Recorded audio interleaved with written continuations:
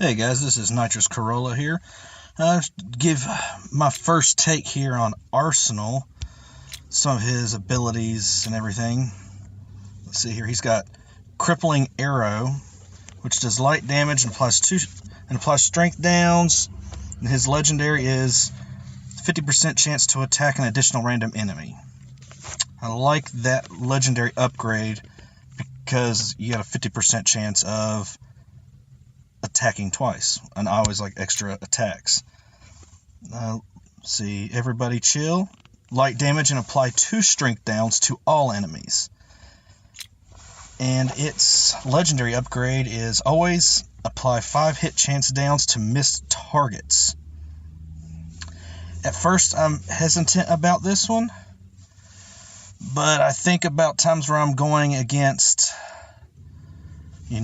Black Canary teams and things like that, where it makes it difficult for you to hit targets.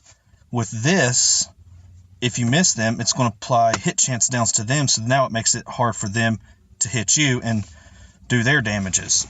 So that's kind of a good one there. Depends on what type of teams you find yourself against a lot more. Damage and apply 2 hit chance downs to an enemy. See, his legendary is 5% damage per debuff on enemy team, limit 20. So an additional 100% damage possible. For debuffs. And I mean, that itself applies debuffs. That does debuffs. That does debuffs. So that could be a pretty good upgrade for Arsenal, especially if you have a team full of people that are debuffing. That'd be a nice little one to have there. Also, let's see. Concussion Grenade. It's a passive. When an enemy deals damage, you have a chance to apply 2 strength downs and intelligence downs for each affected ally. Now, this one I'm curious about. I haven't tested really anything. I don't know if is it an 18% chance per ally? So say if 2 allies get hit, would it be 36% to apply the 2 strength downs or the strength downs and intelligence downs? Or is it a 18, or is it the percentage? Then it's 4 strength downs. I don't know how it doubles or triples or quadruples. Is it the percentage or what's being applied? I'm guessing the percentage. And his legendary is, when it activates, reduce cooldown of binding impact by 1, which is that one. Alright, so enemy deals damage. So it kind of works backwards, these two do to each other, because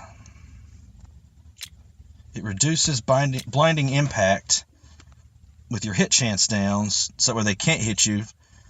So I kind of see how them two could work together, though, because if they hit you, it'll give you a chance to, it lowers the cooldown on an ability that lowers their chance of hitting you. Speedy Counter is another passive. He's got a high percentage chance to use Crippling Arrow on enemies when they miss an attack. So that's this one. So that was the reason why I chose that to go with that first, is, for one, when I use that ability, I'm going to hit him and apply strength downs, and I have a 50% chance to do it again. And then plus, his passive has such a high chance to use that when they miss an attack. So that's really good for if you have them on a team with, a Black Canary, or, you have Siren, or, anybody that applies a lot of either buffs to themselves to make you miss, like, say, Harley Quinn, Mad Jester, or who's another one? Head Huntress. Goodness, Huntress. I was thinking Head Hunter. Way off. Or, he would also work good with teams with Batman Beyond, where he's applying hit chance downs to other people. So that allows him. It's a pretty good one. And then Gain Invisibility is the legendary. With this setup, I don't see that one being all too good, unless you're putting him with the team that feeds off of invisibility, like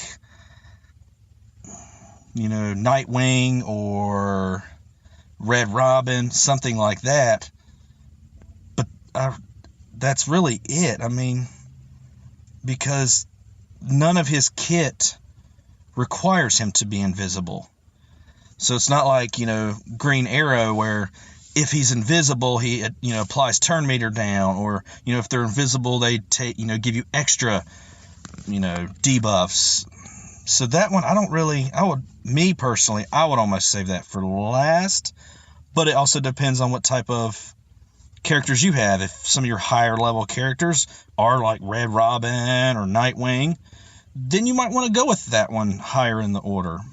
Me, I like to take the first upgrade, ability upgrade first, especially if it's an additional percentage for an attack, because if you get,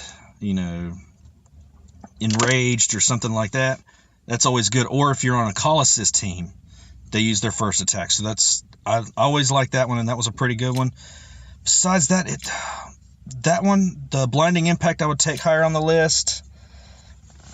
I'm trying to think. Well, it's really hard to say. It depends on what type of characters you're going against and what type of teams that you have right now.